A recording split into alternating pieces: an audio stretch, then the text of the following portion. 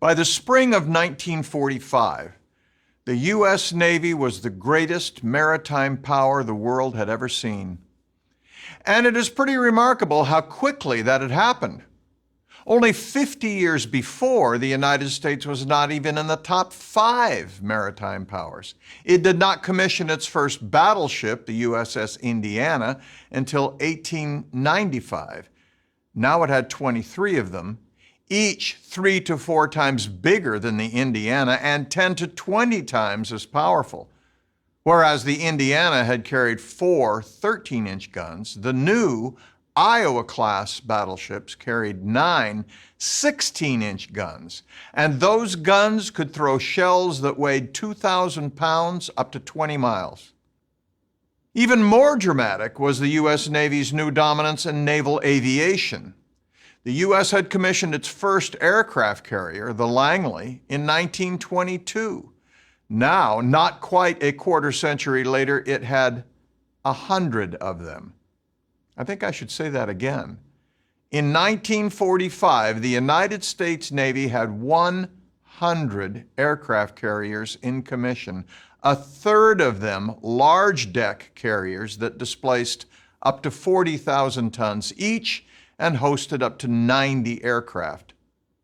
The Navy also had 72 cruisers and 377 destroyers, as well as more than 320 submarines and thousands of armed amphibious, cargo, auxiliary, and supply ships.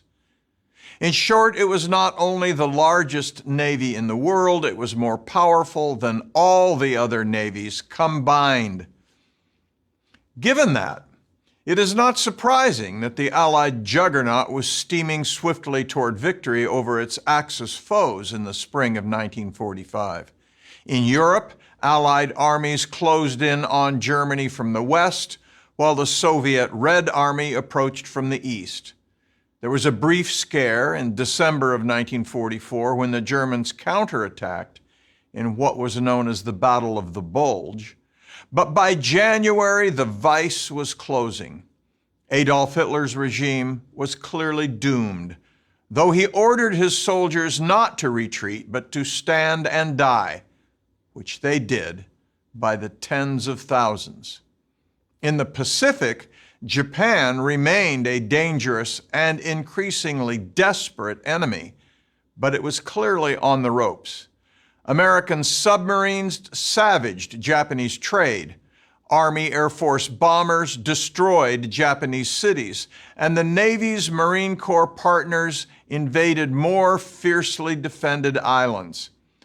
The loss of life was horrific on both sides, but especially for the Japanese, which was doubly tragic because by now there could be no possible doubt of the outcome.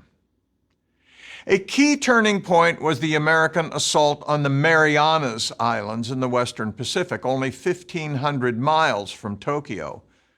The Japanese considered the Marianas their last important line of defense before the home islands. Previously, they had not committed their main battle fleet to defend against American assaults at Tarawa or Kwajalein, but when American forces landed on Saipan in the Marianas on June 15, 1944, the Japanese High Command ordered the Imperial Navy to attack. For more than 20 years, American planners had anticipated that at some point during a campaign across the Pacific, the Japanese fleet would come out to engage in a decisive naval battle, a battle that they imagined would decide the outcome of the war.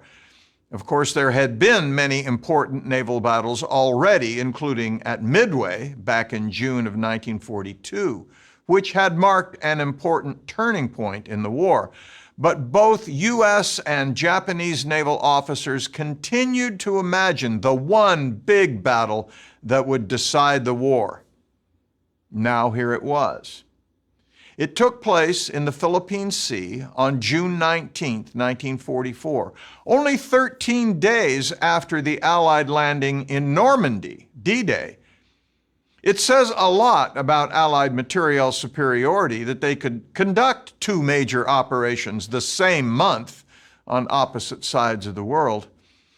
The Japanese had 9 aircraft carriers and about 450 airplanes.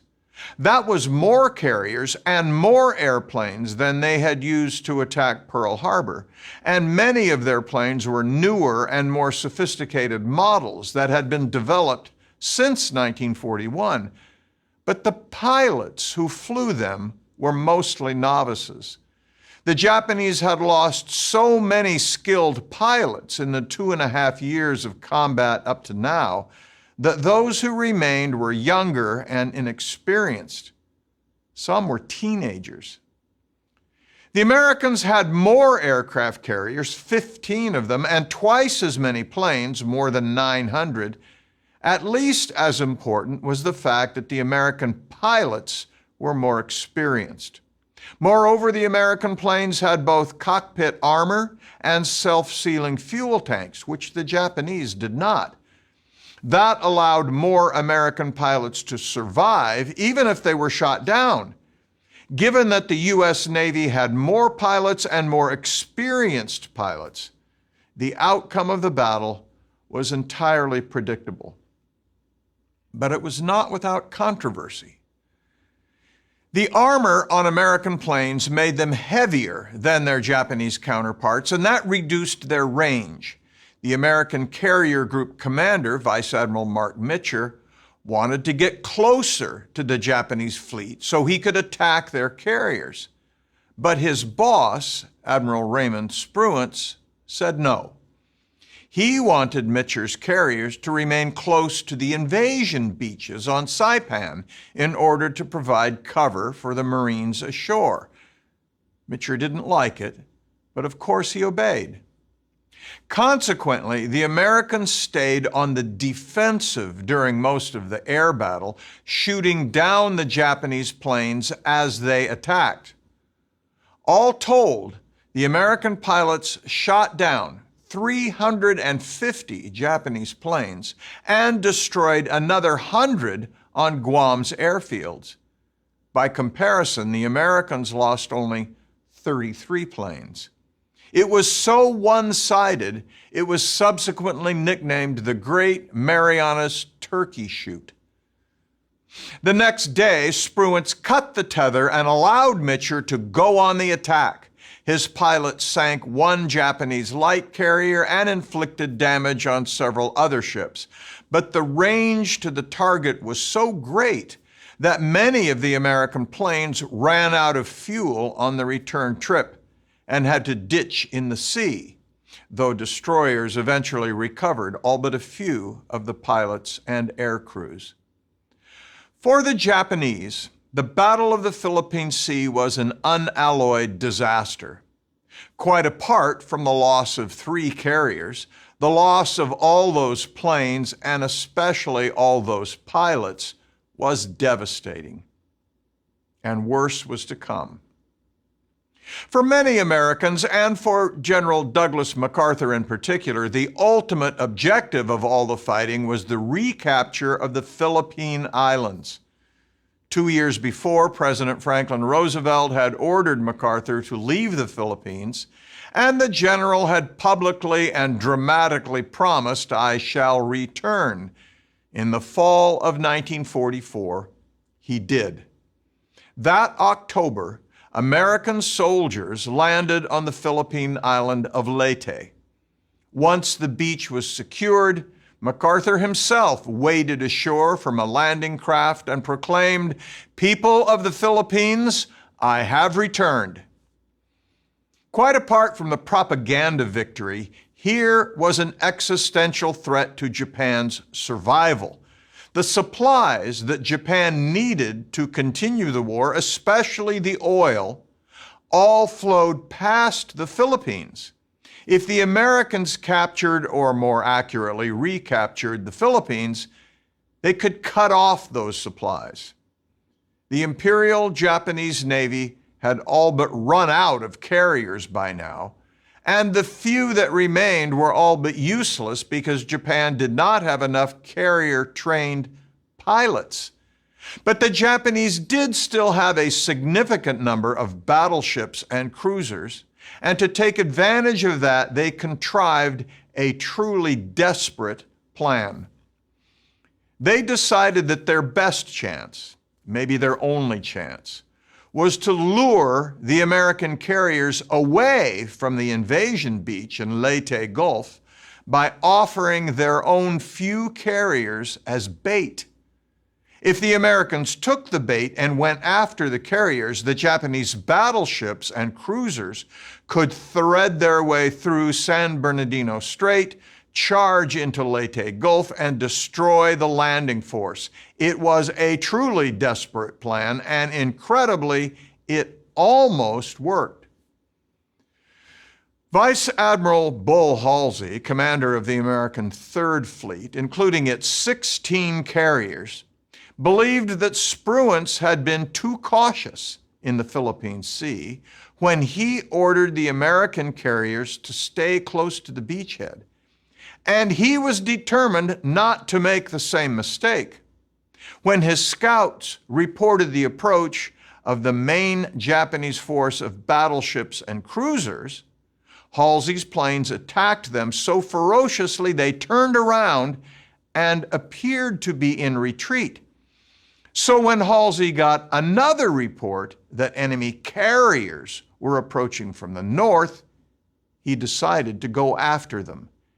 He ordered his entire fleet to head north, away from Leyte Gulf, to get those carriers.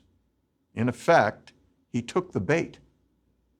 Meanwhile, the wounded but still potent Japanese battleship force, commanded by Admiral Takeo Kurita, turned around again.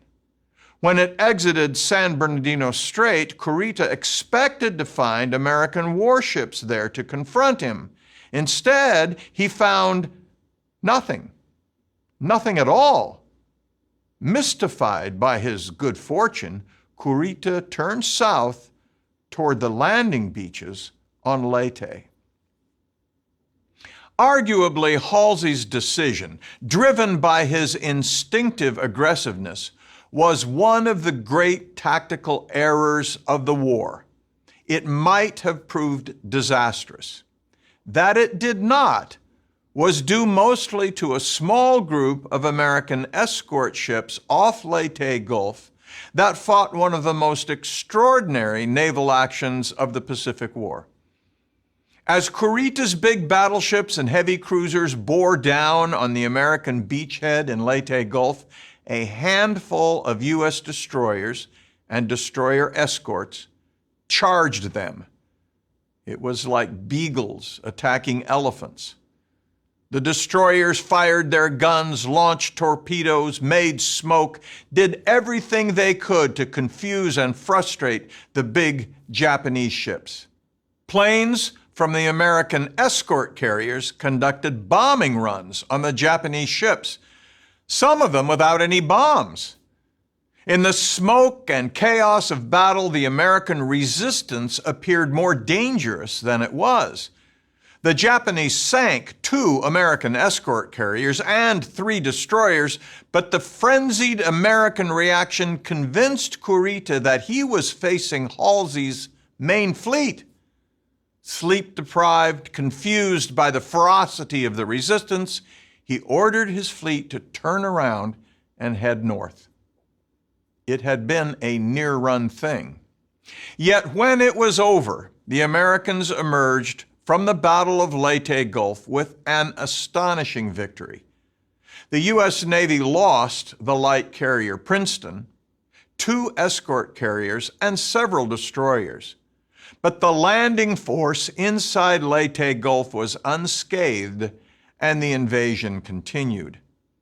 The Japanese, on the other hand, lost 4 aircraft carriers, 3 battleships, 6 heavy cruisers, as well as several other ships, a total of 29 warships. For all meaningful purposes, the Imperial Japanese Navy had ceased to exist as a credible fighting force. It did not mean the war was over. Though the original Orange Plan had hypothesized that winning the decisive naval battle at sea would end the war, it did not. Neither the Battle of the Philippine Sea nor the Battle of Leyte Gulf had convinced the Japanese that they could not win. They still hoped that they might be able to inflict such losses on the Americans that they would agree to open negotiations. So the war continued. The tiny island of Iwo Jima lies 1,500 miles north of Leyte Gulf. Those who see it for the first time are often struck by how much it resembles Dante's version of hell. At its southern tip, the cone of an old volcano, Mount Suribachi, dominates the island. Most of the rest of the island consists of volcanic effluvia. The sand on the beach is black volcanic dust, and inland sulfuric steam issues from vents in the ground. Here, as at Saipan, the United States assembled an enormous invasion fleet. This time, the 20,000 Japanese defenders did not try to meet the invaders on the beach. Instead, they dug deep into caves and tunnels carved into the volcanic rock and challenged the Marines to come and get them. It took more than a month, and American casualties were horrific. More than 26,000 Americans fell in the fighting, including nearly 7,000 killed. 19,000 Japanese died. 1,000 were taken prisoner. Due mostly to these defensive tactics, it was the only battle of the Pacific War where U.S. casualties exceeded Japan's. The island was declared secure on March 26, 1945, though sporadic resistance continued for several more weeks. 1 month later, Adolf Hitler shot himself in the Fuhrer bunker in Berlin. And a few weeks after that, Germany formally surrendered. The war against Japan continued. Japan itself is made up of hundreds of islands. 5 of them are considered the home islands. Hokkaido is the northernmost. Honshu, the home to the capital city of Tokyo, is the largest. Okinawa is the southernmost. So when American soldiers landed on Okinawa on April 1st, 1945, it was the first time that an alien foot had trod upon the sacred soil of Japan. Lacking a naval force to resist the invaders, Japan's leaders now embraced a truly desperate protocol. During the American invasion of Leyte back in October, a handful of Japanese volunteers had deliberately crashed their airplanes into several American ships.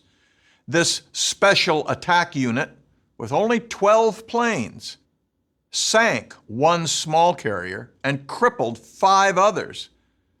Now, at Okinawa, Japan expanded this experimental program into a major effort. It was called the Kamikaze, which roughly translates to divine wind. It was meant to evoke the typhoons that had twice destroyed the invasion fleets of Kublai Khan back in the 13th century. Now, as then, a divine wind would save Japan from alien invasion. On April 6, 1945, 5 days after the American landing, 700 Japanese planes approached the American invasion fleet and its covering force. About half of them were kamikazes. The rest were fighter escorts and conventional bombers. The American protocol of swapping fleet commanders between operations meant that Spruance was back in command of the Big Blue Fleet. As a kind of early warning screen, he ordered a dozen or so destroyers to take up positions 30 miles north of Okinawa. The kamikaze pilots had been told to focus on the American carriers, but as they flew south, the first enemy ships they spotted were these picket destroyers, and they could not resist attacking. The Kamikaze sunk 3 American destroyers that day and 5 other American ships, though no carriers. But the Japanese weren't done. Other kamikazes struck again and again, doing so often enough to keep the Americans on constant high alert. At 8:20 a.m. on the morning of April 16th, a radar operator on one of the picket destroyers, the USS Missouri, reported 50 bogies closing fast from the north. Soon afterward, a lookout called out, "Here they come!" The Missouri was soon under attack by as many as 20 kamikazes. The ship's gunners threw up a virtual curtain of anti-aircraft fire, 1,000 rounds a minute. But there were just too many attackers coming from every direction. Within 15 minutes, a Japanese bomber crashed into the Missouri. Only minutes later, a second one hit. Another smashed into one of her 5-inch gun mounts. Fires broke out all over the ship, and the Missouri's crew worked frantically to contain them. As the ship maneuvered radically to throw off the attackers, 2 more kamikaze planes crashed into her. While the attack lasted only 25 minutes, to the men on board it must have seemed like 25 hours. Altogether, the Missouri was hit by 8 kamikazes and 4 bombs. Yet somehow she continued to float.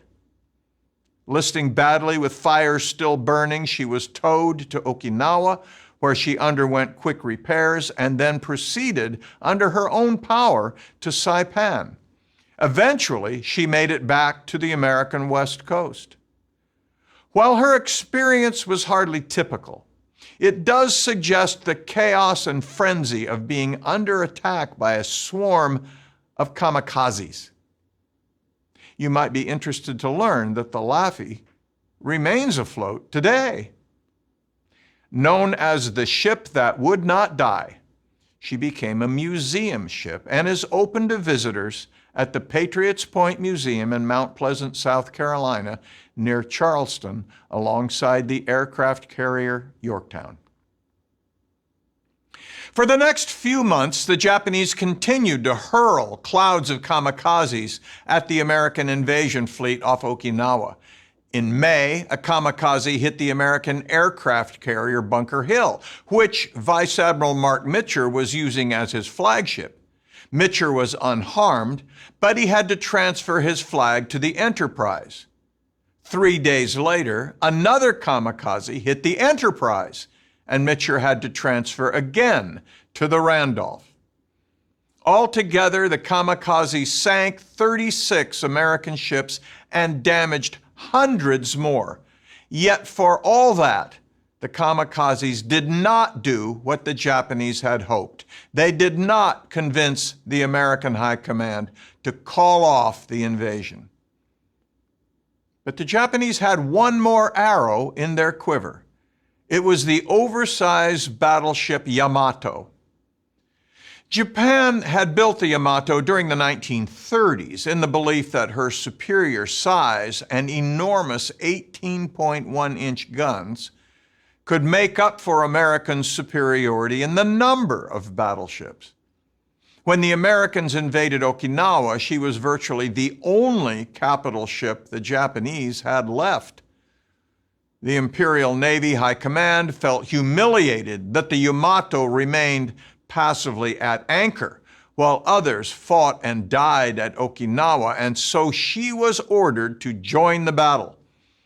Given Japan's severe oil shortage, the Yamato had only enough fuel for a one-way trip. So the plan was for her to steam to Okinawa, expend all her ammunition against the invaders offshore, then beach herself on the island so that her 3,500-man crew could join the fighting on land. It was an absurd plan and had absolutely no chance of success. It was a kind of grand gesture, a signal that the Japanese Navy preferred to go down fighting than to accept surrender. An American submarine detected her approach almost the moment she left her anchorage and flashed a message to Mitcher, who sent 280 planes from his carriers to attack her. She never had a chance. Struck by scores of torpedoes and bombs over a period of several hours, the supposedly unsinkable Yamato exploded dramatically, the smoke rising more than a mile into the air.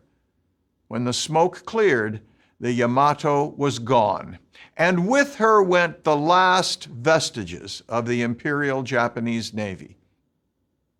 In addition to providing a dramatic punctuation mark to the naval war, the destruction of the Yamato serves as a suitable metaphor for the transformation of naval combat in the Pacific War.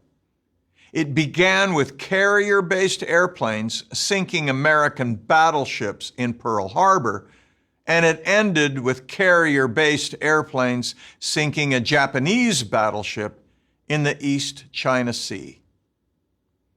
Even with the final destruction of their navy, the Japanese stubbornly resisted the idea of surrender. They put out feelers to the Soviet Union to ask about the possibility of a negotiated settlement, but it was far too late for that. The Allied demand for unconditional surrender, announced at Casablanca back in January of 1943, signaled to some Japanese leaders that the only honorable path now was to fight to the last breath. It was better, some of them insisted, that the Japanese race, as they referred to it, should be annihilated from the earth rather than accept the national humiliation of capitulation. The dilemma for the Allies in these circumstances was how to bring the war to an end. Would it be necessary to invade the home islands? If so, how many Japanese and Americans would die before the government raised the white flag, if ever? This was the background to the decision to employ the atomic bomb. Critics of that decision point out that in the summer of 1945, Japan was a defeated nation. Her navy destroyed, her cities smashed from constant bombing, her trade cut off by American submarines. Surely dropping an atomic bomb or two atomic bombs was unnecessary. Wasn't it possible simply to wait for Japanese leaders to appreciate the hopelessness of their circumstances? But would they? The cult of defiance and the code of Bushido were so powerful in Japanese warrior culture that most military leaders were perfectly willing that every living soul in Japan should be sacrificed rather than endure the shame of surrender. The Americans did develop a plan for the invasion and conquest of the Japanese homeland, Operation Downfall. It called for an invasion of Kyushu first, then Honshu, and projected losses of up to 1 million. Absent some supernatural intervention, it seemed unavoidable. The supernatural intervention arrived in the form of a mushroom cloud. The destruction of Hiroshima and Nagasaki, along with the Soviet declaration of war that same week, led to a decision by the Emperor himself to accept the Allied terms and end the war. And yet, as the American Pacific Fleet commander, Admiral Chester Nimitz, argued, it was not really the atomic bombs by themselves or the Russian declaration of war that finally achieved victory. It was the result of the persistent application of American naval power over 3 years of hard fighting that had clawed back all of Japan's conquests, destroyed her navy, and cut off her imports until she was prostrate and defeated. In his view, it was the U.S. Navy that had won the war against Japan. The surrender ceremony, on September 2, 1945, was held on the deck of the battleship USS Missouri, anchored in Tokyo Bay. It was an homage to the Missouri native Harry S. Truman, who had assumed the presidency after the death of Franklin Roosevelt on April 12th. All around the Missouri were other U.S. Navy ships, hundreds of them, nearly filling the harbor.